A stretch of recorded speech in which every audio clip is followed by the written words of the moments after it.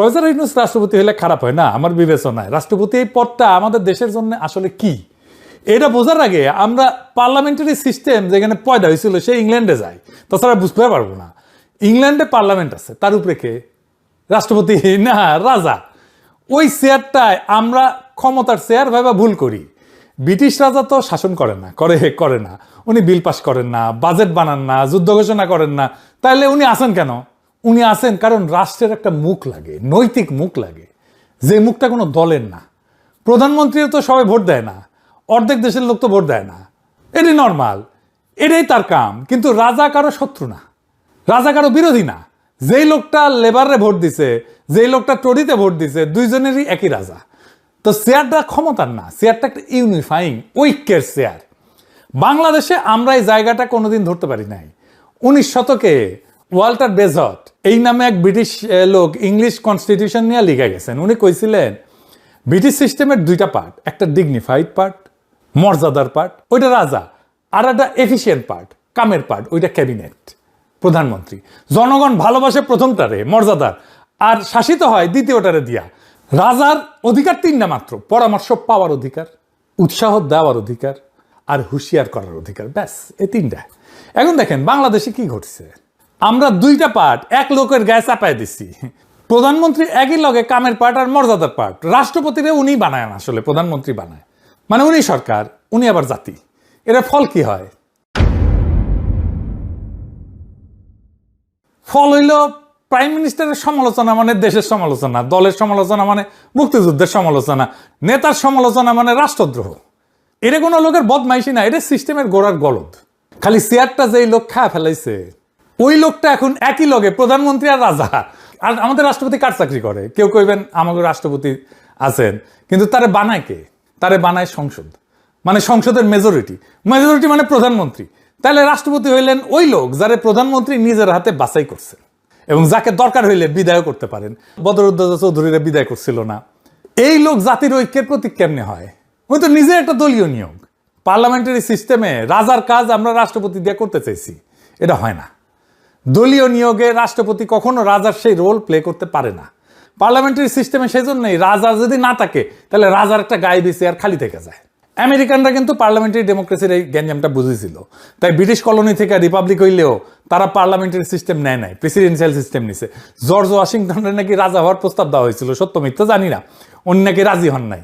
বেকুব একটা, শরদির বডিগার্ড হইলে লাভ দিয়া রাজি হয়ে যাইত। একটা রাষ্ট্রে একটা ইউনিফাইং ক্যারেক্টার লাগে। শরদির বডিগার্ড 1971-এ আমাদের ইউনিফাইং ক্যারেক্টার ছিল, আমরা তারে যাতেই যা কিছু বলি না কেন, কিন্তু উনি থাকতে পারেন নাই ইউনিফাইং ক্যারেক্টার। ওই সময় ওনার যে অথরিটি ছিল এটা কোনো পদ না, উনি আছিলেন ওই মুখ যেই মুখে 7.5 কোটি মানুষ নিজেদের রাষ্ট্রটারে দেখতে পাইছিল। কি বেকুবের একটা বেকুব! উনি সেইটা হইতে চান নাই, রাষ্ট্রের ঐক্যের প্রতীক হইতে চান নাই, জনতার আকাঙ্ক্ষার মুখ হইতে চান না, উনি প্রাইম মিনিস্টার হইতে চাইছেন। নামে তাজউদ্দিনের কইছিলেন আমি কলে প্রাইম মিনিস্টার হম।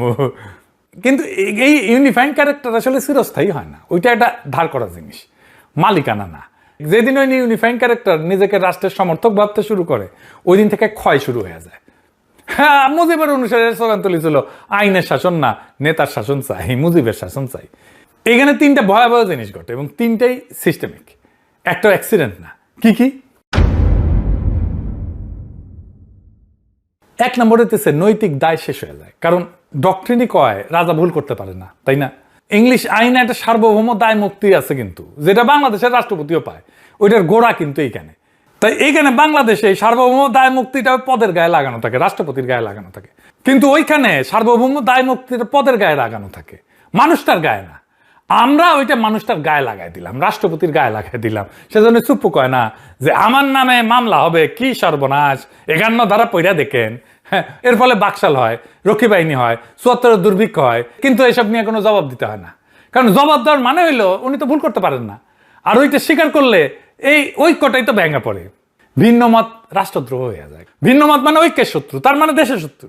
একবার রাজনীতিরে আপনি বন্ধু শত্রু খেলা বানায় ফেলাইলে বিরোধী দল আর বিরোধী দল থাকে না, তারা দুশ্মন হয়ে যায়। এই দুশ্মনরা আপনি ভোটে হারান না, দুশ্মনরা আপনি নাই কইরা দেন। এই জন্য দেখেন না এনসিপির উপরে চড়া হইতেছে বিএনপি, এই কারণে। সে তো দুশ্মন মনে করে, হ্যাঁ, দুশ্মনকে তো নাই করে দিতে হবে। আর কি, আর একটা হয় উত্তরাধিকারের একটা সংকট জন্ম নেয়। এটা সবচেয়ে ইন্টারেস্টিং, কারণ ঐক্যটা যদি ব্যক্তির ভিতরে থাকে তাহলে ব্যক্তির লগেই তো ওইটা মরে যাওয়ার কথা, তাই না? মরে যায়। ক্যারিশমা জিনিসটা উত্তরাধিকারে যায় না, ওইটা রক্তে প্রবাহিত হয় না, ওইটা পদবিতে বইয়া যায় না। তার মানে ক্যারিশমেটিক নেতার মরণের পরে সবসময় একটা শূন্যতা তৈরি হয়। আর শূন্যতা ভরতে হয় রক্তের দাবি, নয়তো বন্দুকের দাবি। হ্যাঁ, বুঝিস? সেই জন্যই বাংলাদেশে এই ডাইনাস্টির পলিটিক্স চলে। জিয়াউর রহমান, খালেদা জিয়া, তারপরে তারেক জিয়া, মুজিব, তারপরে হাসিনা, তারপরে পুতুল। ইউনিফাইং ক্যারেক্টারে এই জায়গায় পৌঁছাইলে ওইটা জাতিরে বাঁচায় না, ওইটা জাতিরে স্থবির করে ফেলে। ঐক্য তখন একটা জীবন্ত জিনিস থাকে না, এটা মূর্তি হয়ে যায়, এই যে মুজিবের মূর্তির মতো। আর ওই মূর্তি আর নড়ে না। তাইলে আদর্শ কিং এর ফাংশন, রাজার ফাংশনটা আসলে কি? খুব সোজা। সত্যিকারের ইউনিফাইং মানুষটা 3টা কাজ করে। উনি নিজের প্রতীক হিসেবে ব্যবহার করতে দেন, কিন্তু সিদ্ধান্তটা প্রতিষ্ঠানের হাতে সাইডে দেন। উনি নিজের ক্ষমতারে ট্রানজিশনাল মনে করেন, পার্মানেন্ট মনে করেন না। মানে উনি জানেন ওইটা তার না, ওটা তার হাতে গচ্ছিত, উনি আমানত রাখছেন। উনি রাজার মতো কাজ করেন, কিন্তু রাজতন্ত্র বানান না। আর উনি জানেন যে আমার কাজ ঐক্য তৈরি করা, আমারে অমর করা না। আর যেদিন রাজা নিজেকে ঐক্যের উৎস না ভাইবা, ঐক্যের মালিক ভাবা শুরু করে, ঠিক ওই দিন থেকে ওই রাষ্ট্র এবং ওই জাতির ক্ষয় শুরু হয়। আর ওই ইউনিফাইং ক্যারেক্টারেরও ক্ষয় শুরু হয়। মুজিবের ভাই শেষ হয়ে গেছে, ক্ষয়ে গেছে। আমরা একজনকে ইউনিফাইং ক্যারেক্টার বানাইতে পারতাম। কে সে? খালেদা জিয়া। উনার কাছে এই সুযোগটা ছিল যেটা মুজিবের ছিল, এবং মুজিব হারাইছেন। খালেদা জিয়া কথা কম কইতেন, ওইটা একটা সম্পদ। কারণ যিনি কম কথা কন তারে বেশি মানুষ নিজের মতো করে কল্পনা করতে পারে। উনি এরশাদের আমলে 7 বার অ্যারেস্ট হয়েছিলেন, ভোটে যান নাই, ভোটটা ভুয়া ছিল। ওই অনর ভাবটাই তার একটা কিং ফাংশনের কাছাকাছি নিয়ে গেছিল। হাসিনা বিরোধী লড়াইয়ে আমরা একটা জাতির ঐক্যের মুখ কল্পনা করছিলাম খালেদা জিয়ার মধ্যে। উনি কোনো কাজে ছিলেন না, উনি কোনো নির্দেশ দিতেন না, উনি কোনো কিছু ঘোষণা করতেন না, উনি কোনো রাজনৈতিক কর্মসূচি দিতেন না, উনি কথাই বলতেন না। উনি অন্তরীণ ছিলেন, কিন্তু আমাদের প্রেরণা ছিলেন। সেই জন্যই 2024-এর 5ই অগস্টে আমরা বন্দিশালা ভাঙ্গা সেই মুখ, সেই দৃষ্টি, সেই কায়াকে আমরা মুক্ত আকাশের নিচে আনছিলাম।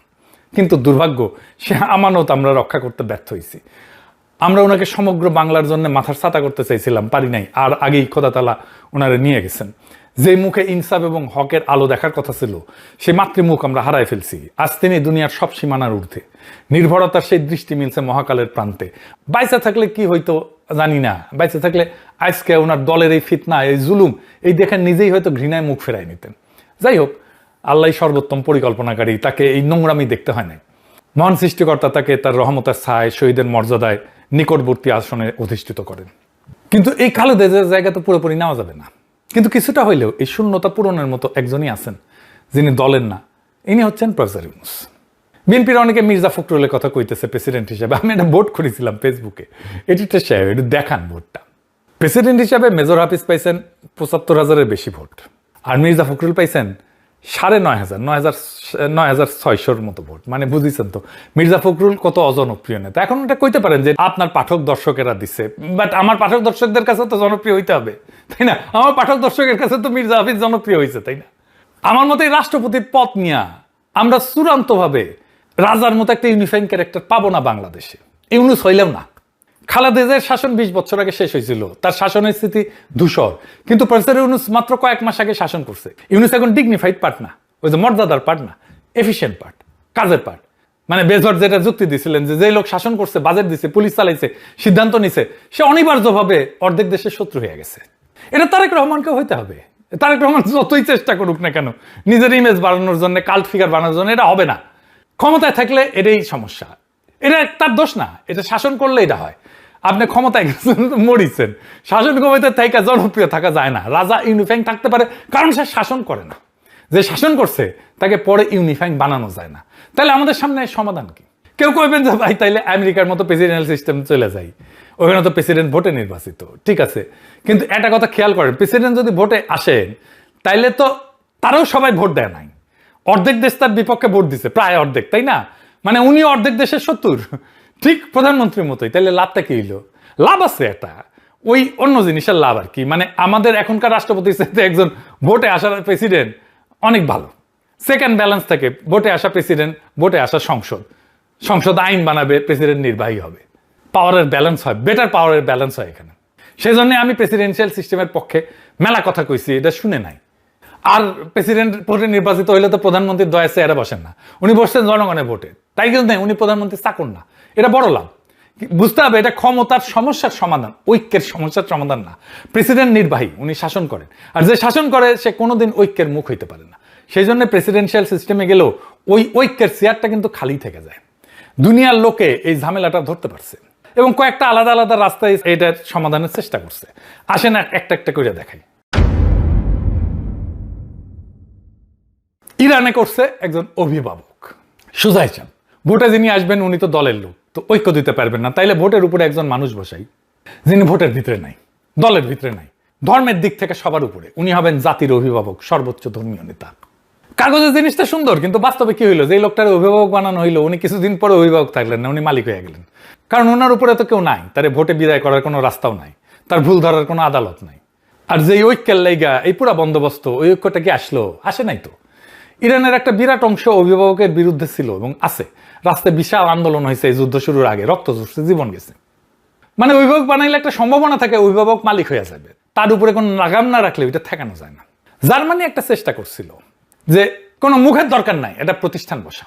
দ্বিতীয় বিশ্বযুদ্ধের পর জার্মানি একদম উল্টা রাস্তায় আসলো, ওরা কইলো একটা মানুষের মুখের উপরে জাতির ঐক্য রাখাটাই তো বিপদ, হিটলারও তো একটা মুখিয়া ছিল, তাই না? তাইলে আমরা মুখটাই বাদ দিই। ওরা ঐক্যের অভিভাবকত্ব দিল একজন লোকের হাত থেকে তুলে নিয়ে সাংবিধানিক আদালতের হাতে। মানে কেউ সংবিধান মানলে কোনো রাজা এসে থামায় না, আদালত এসে থামায়। মুখটা মানুষের মুখ না, মুখটা কালো গাউনের মুখ, আদালতের মুখ, ন্যায়ের মুখ, ইনসাফের মুখ। এর ভালো দিক আছে যে আদালত তো বুড়া হয় না, মরে না, ওই যে ছেলেপোলা হয় না আদালতের, তার চারপাশে চাটুকার জমে না। মানে আগে যে তিনটা বিপদের কথা কইছিলাম, দায় মুক্তি, ভিন্ন মত, উত্তরাধিকার, তিনটা এক লাফে চলে যায়। কিন্তু দুর্বলতা আছে, এই আদালতের জন্য মানুষ তো রাস্তায় নামে না। আগে কইছি মানুষ বিমূর্ত জিনিসের লাইগা মরতে যায় না, সেজন্য এই মডেলে ঝুঁকি কম, কিন্তু আবেগও কম, টান কম। আবেগ তৈরি হয় না, আবেগ দরকার আছে রাষ্ট্রে। মালয়েশিয়া কি করছে, রাজা রাখো কিন্তু রাজারে অস্থায়ী বানায় দাও। এটা একটা চালাক সমাধান। মানে মালয়েশিয়ার 9টা রাজ্যের 9 জন সুলতান আছে, এখন ওরা কি করছে, এই সুলতান 9 জনের ভিতর থেকে একজন রে 5 বছরের লেগে গোটা দেশের রাজা বানায়। 5 বছর শেষ উনি নেমে যান, আরেকজন আসেন পালাকুইরা। মানে দেখেন কি ঘটলো, রাজা আছে কিন্তু রাজার মালিকানা নাই, চেয়ারটা আছে, ঐক্যের মুখটা আছে, রাজকীয় মর্যাদাও আছে, কিন্তু একটা লোক ওই চেয়ারটারে নিজের বাপের সম্পত্তি বানাইতে পারে না, কারণ সে জানে 5 বছর পরে তারে উঠে যেতে হবে। এইটা দিয়ে ওরা এক ঢিলে 2 পাখি মারছে, ব্যক্তি পূজা মারছে। কারণ যেই লোকের মেয়াদ 5 বছর, তারে ঘিরে অমরত্বের গল্প বানানো যায় না। চাটুকারও জানে 5 বছর পড়তেই মানুষটা থাকবে না, কেউ না, তাই এর তেল দিয়ে লাভ নাই। উত্তরাধিকারের সংকটও যায়, কারণ পরের রাজাকে ওইটা আগে থেকে ঠিক করা আছে। রাজা মারা গেলে কোনো শূন্যতা তৈরি হয় না, কোনো রক্তের দাবি ওঠে না, হ্যাঁ, কেউ বন্দুক নিয়ে ঢুকে পড়ে না। আমাদের রাজনৈতিক ইতিহাসে 2টা বড় আকাস্তা জিনিস আছে, একটা ব্যক্তি পূজা আর উত্তরাধিকার। মালয়েশিয়ানরা এই বুদ্ধি দিয়া এটা ছাপা করে ফেলছে। আফগানিস্তানে এবার আর একটা সিস্টেম আছে, নাম হচ্ছে জিরগা, মানে বৈঠক, সালিশ আর কি। গ্রামের ঝামেলা মিটাতে গ্রামের মুরব্বীরা বৈশা যান, এন্ড গোটা দেশে যখন কোনো বিচার ঝামেলা লাগে তখন ডাকা হয় লয়া জিরগা, মানে বড় জিরগা, মহাসভা। এটা কোনো নতুন জিনিস না, কোনো বিদেশি নকলও না। 1947 সালে কান্দাহার এইরকম একটা বড় জমায়েতে বৈশাই আহমেদ সাদ্দুর রানীরে বাদশা বানাইছিল। ওইখান থেকে আফগানিস্তান রাষ্ট্রটার জন্ম হয়। এরপর 1964 সালে জহির শাহের সংবিধান পাশ হয়েছে লয়া জিরগায়। তারপরে 2003-4 সালে তালেবান সরকার পতনের পর নতুন সংবিধানও পাশ হয়েছে লয়া জিরগাতেই। মানে দেখেন, বাদশা বানানো, সংবিধান বানানো, নতুন রাষ্ট্রটা শুরু করা, সবগুলাই ওই কাজ যে কাজগুলা করার ক্ষমতা কোনো চালু সরকারের থাকে না, থাকা উচিত না। আইডিয়াটা আসলে কি, এটা ধরেন খুব দরকারি। আমরা যতক্ষণ ক্ষমতার কথা কই আমরা ভাবি কে শাসন করবে, কিন্তু তার আগে আরেকটা প্রশ্ন আছে, শাসনের নিয়মটা কে বানাবে? যে সংসদ সংবিধানের অধীনে জন্ম নিছে সে তো সংবিধান বানাইতে পারে না, সে স্রেফ সংবিধান মানতে পারে আর কিছু মেরামত করতে পারে, কারণ সংবিধানই তার বাপ। ছেলে বাপ পয়দা করতে পারে না, তাইলে বাপ পয়দা করে কে? জনগণ। তো জনগণ তো একটা বিমূর্ত জিনিস, জনগণ তো একটা রুমে বসে কথা কইতে পারে না। বাংলাদেশে 18 কোটি মানুষকে একসাথে বসে কথা বলতে পারবে না। এই লয়া জিরগা হইল ঠিক এই জায়গার একটা জবাব। এটা জনগণকে একটা রুমে বসানোর চেষ্টা, মুরব্বী, সর্দার, প্রতিনিধি, যে যেভাবেই হোক। আমরা তত্ত্বাবধায়ক সরকার দিয়ে প্রায় একই রকম জিনিস বানাইছিলাম, অস্থায়ী, দলহীন, স্রেফ ক্রাইসিসের সময় ডাকা হয়।